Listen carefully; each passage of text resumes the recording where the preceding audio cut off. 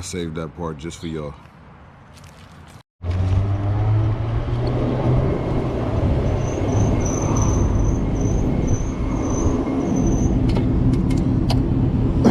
What's up, y'all? Welcome back to another one. It's been a minute, but we got bikes again. Not new bikes, but new bikes. We are back on Lectric Xp, and I'm gonna give y'all a little walk around of it so y'all can see what I did different to it, and just ride along with me. Go over here to my spot. I like to do this.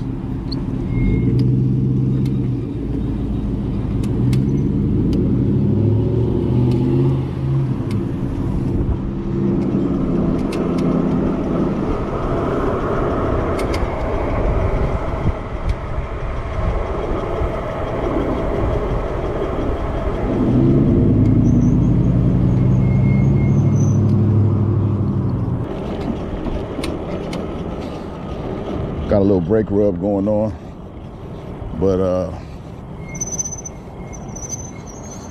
got some new hydraulic brakes already at the house. Haven't installed them yet, so we're gonna swap those out when I get a chance. But this is the new and improved Lectric Xp. It's the 1.0. In my opinion, the most customizable, the most moddable. It's solid. This is the second major facelift I've given this bike. So let me show y'all what I got. We got the BMX bars on there now. Took off that long stem. I rode around with that stem for a minute. It was pretty comfortable. I just didn't like the way it looked. So now we rocking the BMX bars. You see, that's a totally different display. Not the one that comes with the bike. That should let you know that this bike is not what it used to be. It used to be 500 watts, I think 800 max or peak. Top speed was 28 miles an hour. First time I modded this bike from stock, I added the dual motor kit to it. That gave me a lot of torque for going up hills, but the top speed was still 28 miles an hour, which was fine for a while. But now, you know, we just wanted to give a fresh facelift. So we decided to go with a 2,000 watt motor kit. Now, technically it's a 2,000 watt kit, because of the 45 amp controller that comes with it. It's a Sabaton, by the way. But this kit pushes over 4,000 watts the way it's set up now with this battery right here.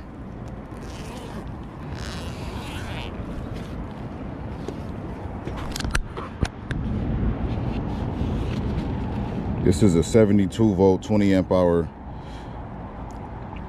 80 amp battery max from NB Power. Ordered off to Amazon. I'll leave the links in the description for this kit and everything I bought.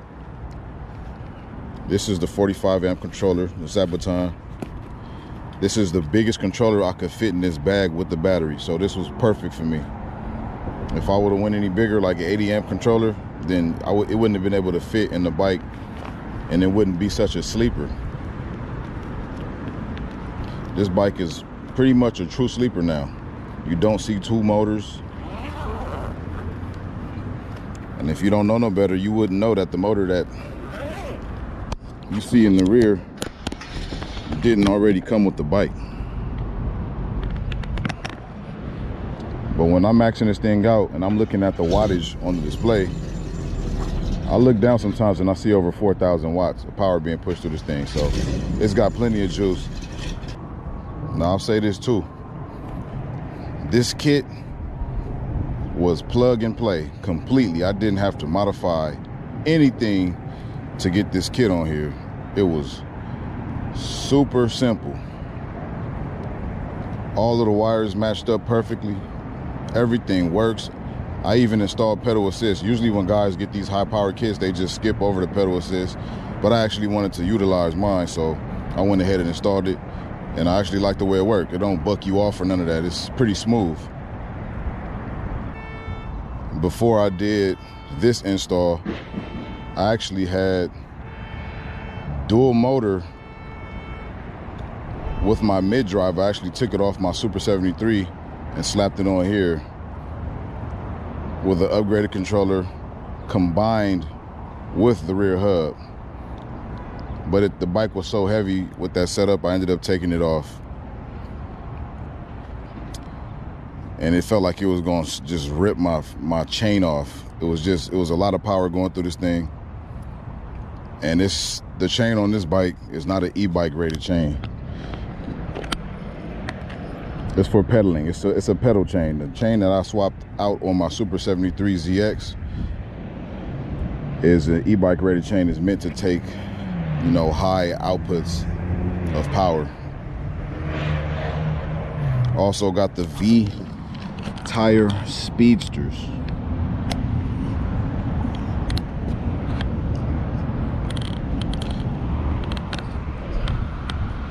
And out of all the tires I've bought, these are my favorite ones.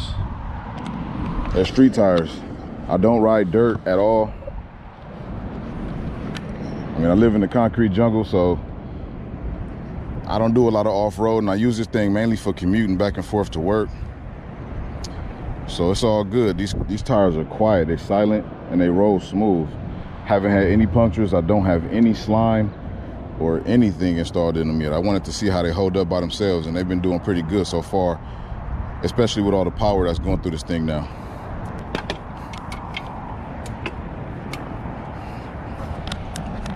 All right, let's go for a quick ride.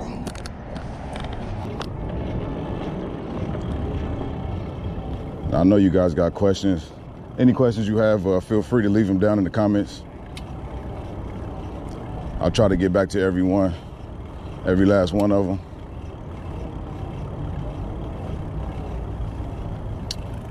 But I know some of you guys are probably asking, why do you keep upgrading your e-bike? Why won't you just buy a new e-bike?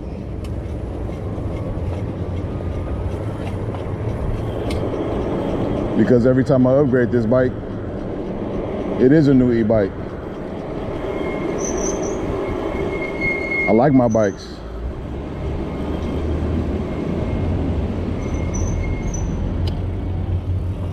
And modifying the bikes that you already have allows you full control over what you want out of performance. Excuse the brakes, they'll be gone soon enough. Another reason is bike shops don't really mess with e-bikes around here where I'm at. And so I ended up doing all my work, all my own customizations. I got all the tools I need to get the job done, and that's what I did. And now I feel like I'm pretty damn good at it. Now, I'm not a full all-around e-bike mechanic or anything like that, because I don't really do too much electrical stuff other than soldering. I don't build e-bike batteries and none of that stuff, even though that would be a good skill to have. Excuse that brake rub though. I know it might be a little irritating. Yeah, I do all my own work, and it's paying off. Never went to a bike shop and got any work done, never paid nobody for nothing. University of YouTube, baby. That's it. Save a lot of money that way too. And as of this video, I got 114 miles on this thing already. I don't know if y'all can see that.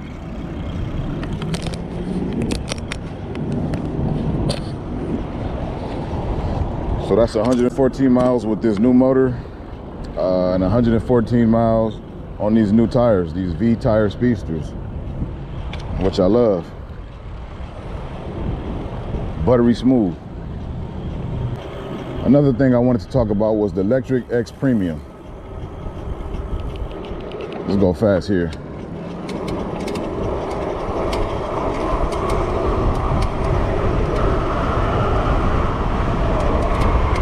Woo! Yeah. That's crazy.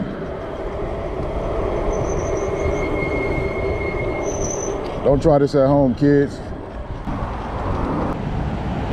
At first glance, you can't tell this bike is fast. You just can't. Unless you're already into e-bikes and you know about, you know, hub motors and stuff like that. You know the look, you know what to look for. But the average person, when I'm in traffic and I'm keeping up with the cars, or even, you know, passing up cars, and they don't hear a thing, they're like, what the hell is that? People ask me all the time. But if you guys are interested in modifying your fat tire folding e-bike, upgrading it, you may be thinking about selling it and spending that cash on another bike. You don't have to, but you can. But this is another route if you already love your bike and you just want a little more, well, not a little more, you want a lot more performance out of it. So links will be down in the description. Now Lectric came out with a new bike, the Lectric X Premium. I think that's what it's called. Lectric Premium or Lectric X Premium. And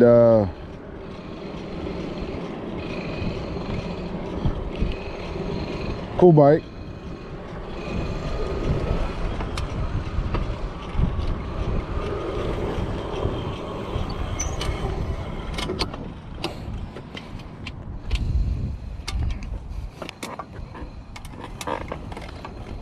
Had to check my tires real quick.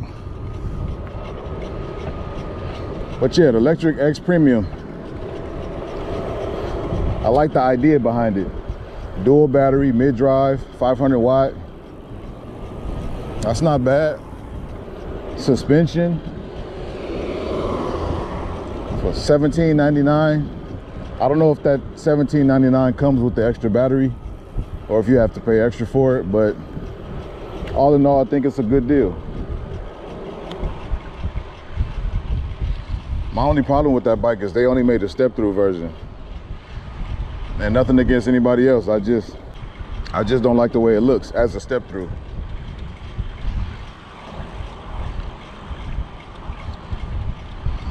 I think they should have came out with the step-over version as well for guys like me.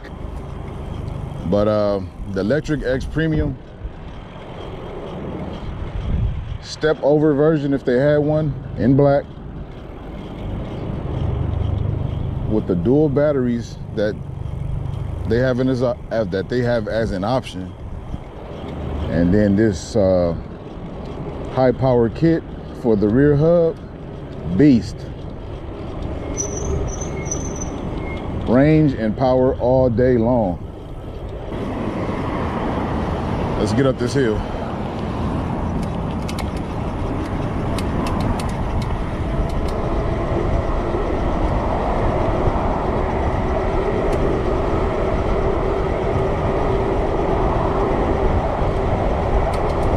$30 miles an hour uphill.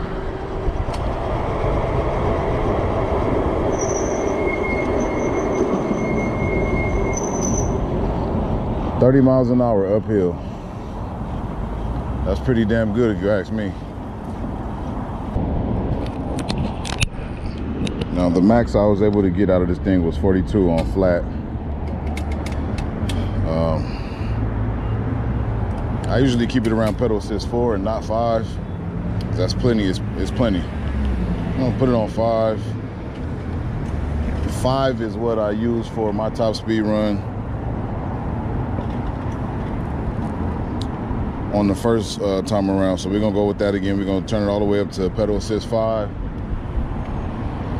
and after all these cars get past, we're gonna stab out and see what we can get on the GPS. All right, let's go.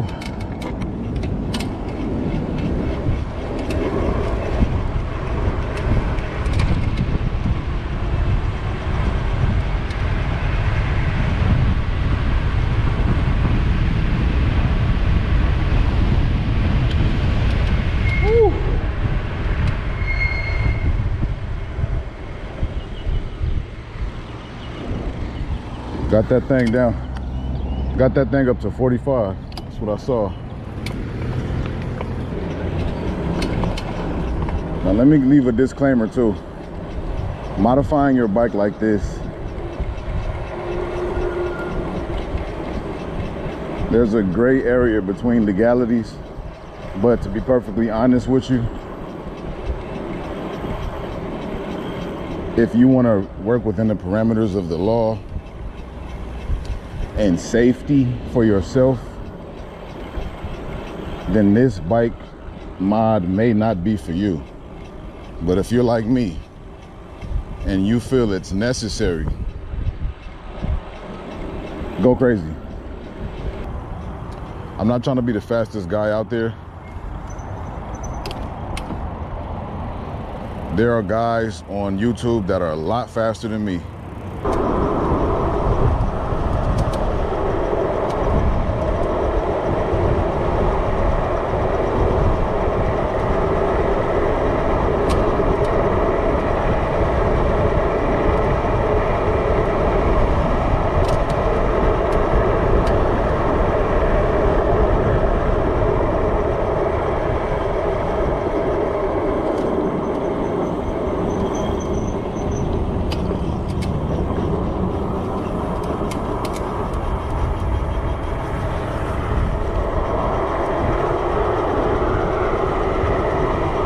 Big fun.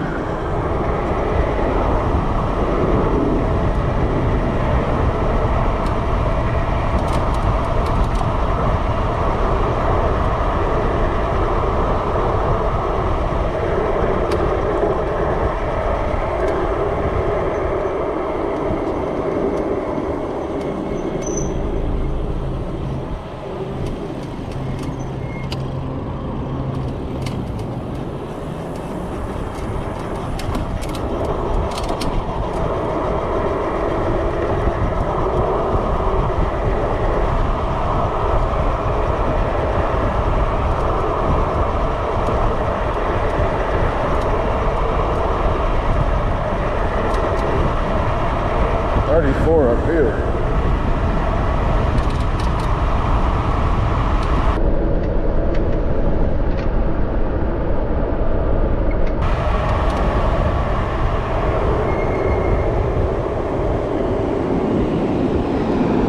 Ooh, that's fast. But when I bought this bike, I didn't know this stuff was possible. And the bike still folds up. I can still throw it in the back of my truck. If you want to see more from this channel, be sure to hit that subscribe button, hit that like button to help me out in the algorithm. Leave a comment if you got any questions. Talk to me, I'll talk back. Till the next one. Yep.